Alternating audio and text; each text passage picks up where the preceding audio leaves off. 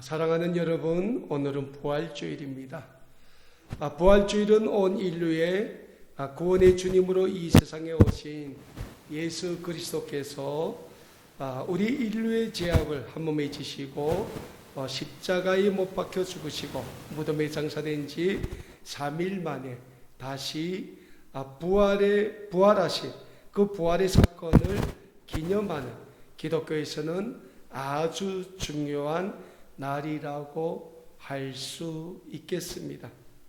부활주일이 우리 그리스도인들에게 중요한 날이 되는 것은 우리 인류에게 예수 그리스도를 통하여 유일한 구원의 길, 구원의 목표, 구원의 방법을 하나님이 제시해 준 날이며 영원한 삶이 존재한다는 것을 보여주고 증명하는 유일한 날이 다름 아닌 부활주일이기 때문입니다.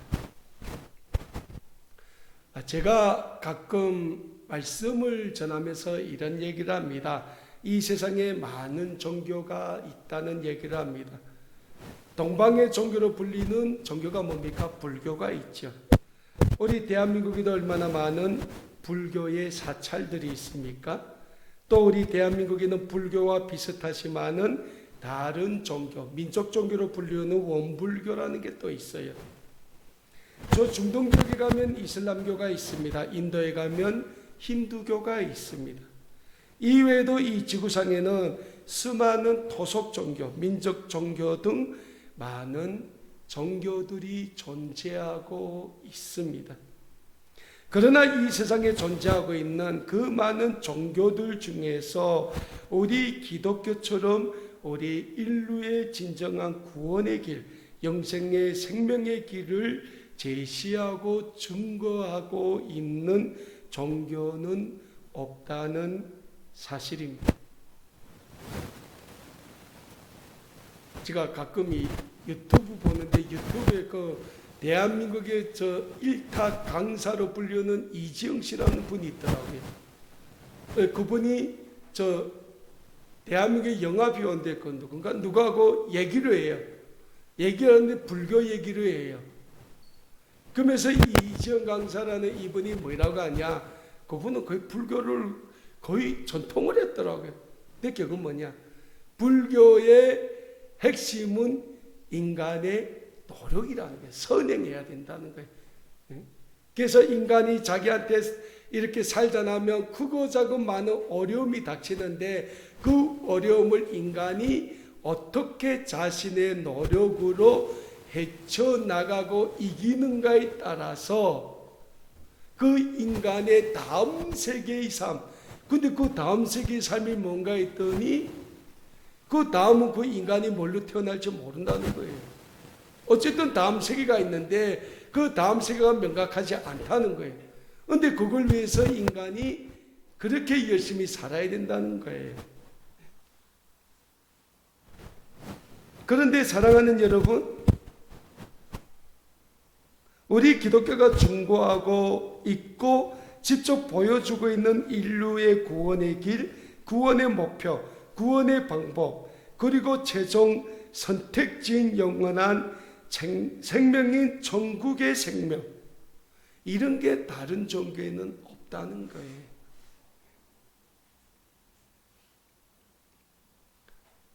다만 우리 기독교에서는 예수 그리스도께서 몸소 자신의 삶으로 보여주셨고 예수 그리스도께서 몸소 자신의 삶으로 실천하셨고 몸소 우리에게 말씀으로 가르쳐 주셨기 때문에 우리 기독교가 믿고 있는, 우리 그리스도인들이 믿고 있는 그 기독교의 핵심 가치인 부활의 그 가치가 변하지 않고 우리에게 진리로 다가온다는 겁니다. 그래서 사랑하는 여러분, 우리가 믿는 기독교의 중심에는 누가 있습니까? 우리 기독교의 중심에는 우리 인류의 구원의 주님이신 하나님의 아들 예수 그리스도가 있는 겁니다. 다른 종교는요, 창시자가 있어요. 근데 그 인간의 삶의 중심에는 누가 있습니까? 인간이 있다는 거예요. 불교에도 결국 인간의 고행을 강조하고 있습니다. 이슬람도 같아요. 다 인간이에요. 결국 인간이 어떻게 하는가에 따라서 그 사후세계의 삶이 달라진다는 겁니다. 그런데 굉장히 중요한 것은 우리 기독교는 인간에 대해서 어떻게 정리합니까? 우리 인간은 본질상 하나님 앞에서는 진노의 자녀라고 얘기해요. 그게 무슨 얘기입니까? 우리 인간은 본질상 하나님 앞에서는 죄인으로밖에는 존재할 수 없는 존재라는 겁니다. 그런데 그렇게 죄인된 우리 인간을 위하여 하나님은 끊임없이 우리를 찾아오신다는 사실이에요. 여러분, 불교에서 석가모니가 중생들 찾아온다는 얘기는 없어요. 이슬람도 같습니다. 어느 종교나 토속종교, 민족종교 다 찾아봐도 그 창시자들이 그 창시자를 믿는 이들을 찾아온다는 그런 얘기는 없어요. 그런데 우리 기독교는 죄인된 우리를 누가 찾아옵니까? 하나님이 끊임없이 찾아오신다는 거예요. 그리고 하나님은 죄인된 우리를 찾아오셔서 우리의 죄를 깨우쳐 주시고, 구약성경이 이제 선지자를 통해서 끊임없이 말씀하시지 않습니까? 하나님을 찾을 것을 말씀을 하는 거예요. 신약성경 로마서 3장 9절에서 18절 보면 사도 바울이 우리에게 이런 말씀을 주는 것을 찾아보게 됩니다. 그러면 어찌하냐? 우리는 나오냐? 결코 아니라 유대인이나 헬라인이나 다 제 아래에 있다고 우리가 이미 선언하였느니라. 기록된 바 의인은 없나니 하나도 없으며 깨닫는 자도 없고 하나님을 찾는 자도 없고 다 치우쳐 함께 무익하게 되고 선을 행하는 자는 없나니 하나도 없도다라고 사도 바울은 우리에게 분명히 말씀하고 있습니다. 결국 뭡니까? 로마서 3장에서 우리에게 말씀하는 이 모습이 이 세상을 살아가고 있는 우리 인간의 모습이라는 겁니다. 그러나 이런 죄인된 우리 인간, 하나님 앞에 내놓을 것이란 온갖 죄인된 모습밖에 없는 우리 인류를 하나님은 사랑하셨고, 우리 인류 죄악을 위하여 하나밖에 없는 아들인 예수 그리스도를 이 세상의 구원의 주님으로 보내주신 사건은 전적으로 하나님의 조건 없는 구원의 은혜의 출발이라는 영적인 진리를 우리는 믿고자 합니다. 그렇게 하나님의 인류 구원을 위한 구속사의 출발로 이 세상에 오신 예수님은 우리 인류의 모든 죄를 몸소 지시고 십자가에 못 박혀 죽게 됩니다.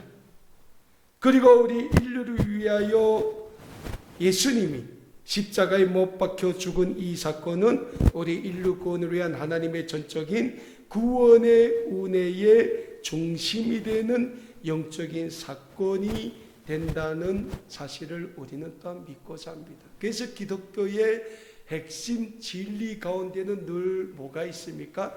예수 그리스도의 십자가가 있는 겁니다. 마지막으로 우리 인류의 죄악을 지시고 십자가에 못 박혀 죽으신 예수 그리스도가 죽은 걸로 끝나면 우리 인류 구원을 위한 하나님의 구원의 사역은 완성되지 못했을 겁니다. 그러면 우리 기독교도 같은 종교와 거의 비슷한 그 선상에 놓여 있을 수밖에 없습니다. 왜? 구원이 없지 않습니까?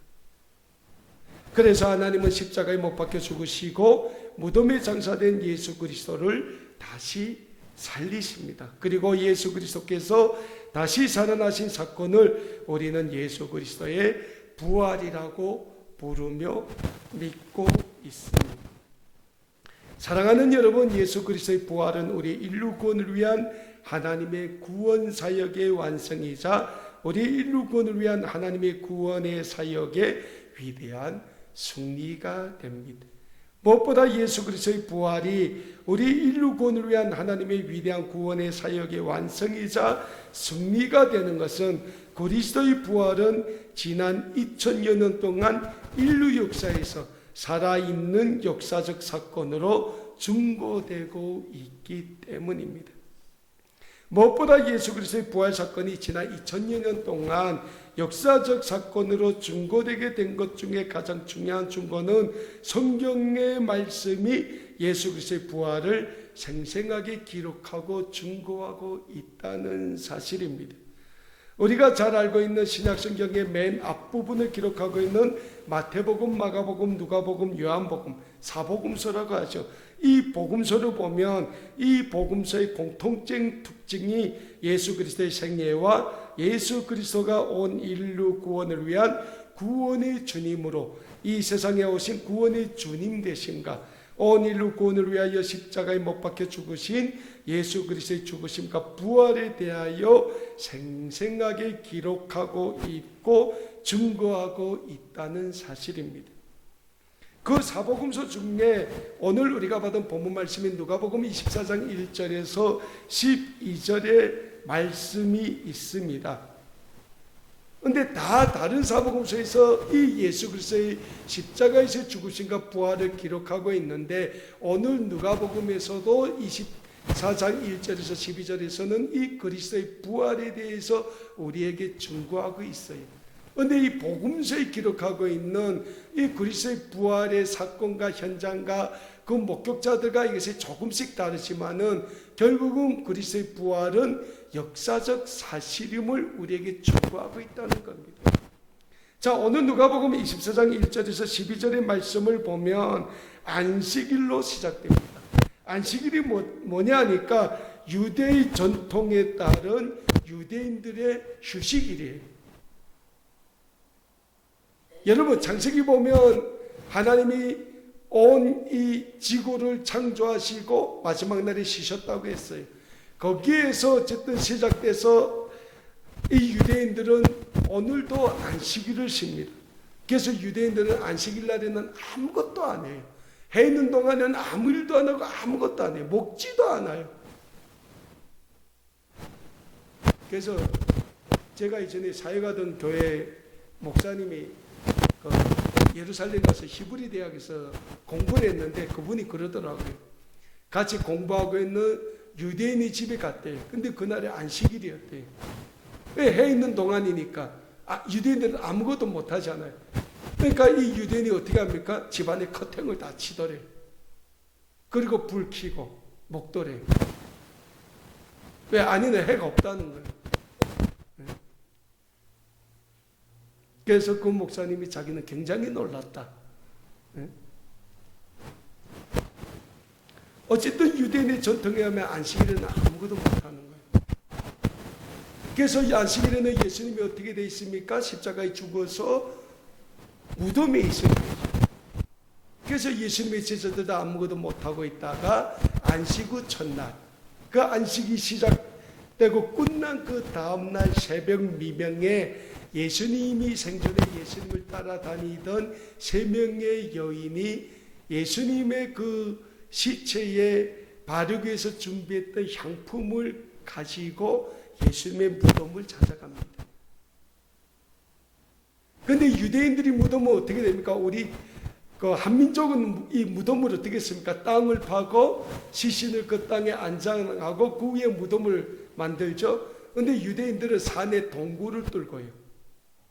그리고 그 안에 시신을 넣고 그 앞을 동굴 그 구멍 뚫은 그 안에 시신을 넣고 그 앞을 큰 돌로 막아버립니다.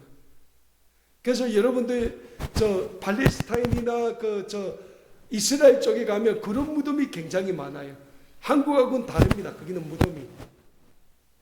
그래서 예수님도 십자가에 달려 죽었지 않습니까? 그걸 아리마대 요셉이라는 사람이 가서 빌라도에게 가서 시신을 달라 해가지고 예수님의 시신을 십자가에서 내려서 이 아리마대 요셉이라는 사람이 그때 말하면 이스라엘의 공회원, 그러니까 지금 말하는 국회의원이에요. 그 사람이 자기가 죽음에 쓰려고 했던 그 무덤에 예수님의 시신을 장사하죠. 그 안식일은 예수님이 그 무덤에 있었고 그 안식 후 첫날 이 3명의 여인들이 그 무덤에 찾아갑니다. 근데 놀랍게도 그 예수님이 시신이 있는 무덤 앞에 놓였던 이 큰 돌이 글로 옮겨진 거예요. 근데 여러분, 이 이스라엘에 가면 이 무덤 앞을 막아놓은 돌을 사람 한 명이 못 움직입니다. 굉장히 큰 돌이거든요. 돌을 다 가공해가지고 딱 막아놓는데, 근데 예수님이기 때문에 그 앞에는 더 큰 돌을 막아놨어요. 누구도 못 움직이겠고. 근데 이 세 명의 여인들이 갔는데 그 돌이 걸려서 옮겨진 거예요. 그 안에 들어가 보니까 예수님이 없는 거예요. 그래서 오늘 본문 말씀 보면 이 세 명의 여인이 군심하고 있는데, 그러니까 우리 선생님 시신이 어디 갔을까라고 궁금하고 있는데, 흰옷 입은 천사 2명이 이 여인들 곁에 섰다라고 얘기를 해요. 그러면서 이 2명의 천사가 이 여인들에게 뭐라고 말씀합니까? 너희가 어떻게 살아있는 자를 죽은 자한테서 찾느냐? 그러니까 무덤은 죽은 자가 묻히는 것이지 않습니까? 왜 거기서 찾냐? 그가 죽지 않고 다시 살아나셨다 라면서 하는 말씀이 뭡니까? 그가 살아계실 때 너희에게 한 말씀을 기억하라. 그러니까 예수님이 살아있을 때 복음을 전하면서 자신의 십자가에 저희들의 손에 넘겨져서 십자가에 못 박혀 죽고 다시 살아나야 될 것을 제자들에게 분명히 말씀하셨거든요. 그러니까 그걸 천사들이 그 세 명의 여인에게 너희는 그 예수님이 너에게 전했던 그 말씀을 기억하라고 그 말씀을 상기시키는 겁니다. 그러니까 이 세 명의 여인들이 놀라는 거예요. 이렇게 천사의 말을 들은 세 명의 여인들이 어디로 갑니까? 유대의 군병들과 유대 종교 지도자들 무서워서 어디에 숨어있는 예수님의 제자들을 찾아가요. 거기 가서 얘기합니다. 내가 이렇게 예수님의 무덤에 갔는데 이렇게 천사들 만났고 천사들이 이런 얘기를 하더라. 예수님이 그 무덤에 없고 다시 살아났다고 말씀하십니다 라고 했더니 이 천사들의 반응이 굉장히 재밌습니다. 오늘 본문 말씀 마지막 쪽에 보면 천사들이 그 여인들의 말을 허탄한 말로 들었다. 그러니까 뭡니까? 3년 동안 예수님을 쫓아다니며 하나님 나라의 복음을 듣고 예수님이 죽은 자를 고치고 병든 자를 고치고 귀신 들린 자에게서 귀신을 쫓아내는 그 기적을 옆에서 3년 동안 목격하고 처음 했음에도 불구하고 이 제자들은 예수님의 부활을 믿지 않았다는 거예요. 아마 그랬을 겁니다. 그들이 미쳤냐고. 아마 속으로 그랬을 거예요. 그래서 오늘 말씀에는 뭐라 표현합니까? 허탄한 말로 들었다는 거예요. 그러니까 말이 말 같지 않다는 거예요. 그런데 그 많은 예수님의 제자들 중에서 유일하게 누구? 예수님의 수제자라고 했던 베드로만 그 여인들의 말을 듣고 예수님의 무덤으로 달려갔다라고 말씀을 합니다.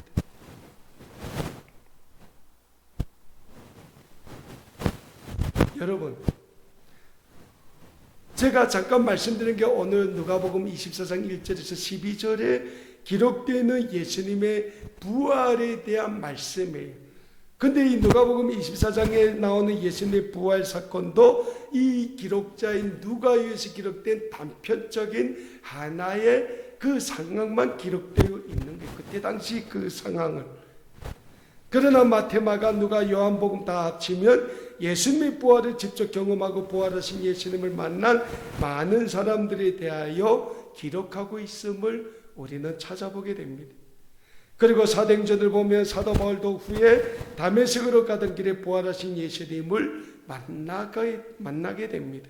이런 역사적 맥락 속에서 우리는 예수 그리스도의 부활 사건은 그 어떤 신화적인 전설이나 역사 소설로 만들어서 전해진 인본주의적인 역사가 아니라는 것을 우리는 찾아보게 됩니다. 무엇보다 예수 그리스도의 부활 사건은 성경에서만 증명하고 있는 사실이 아니라는 것입니다. 유대 역사학자 요세푸스는 유대 고대사에서 예수 그리스도는 실존한 인물이며 예수 그리스도의 십자가 사건과 부활 사건 역시 실존한 사건이라고 기록하고 있습니다.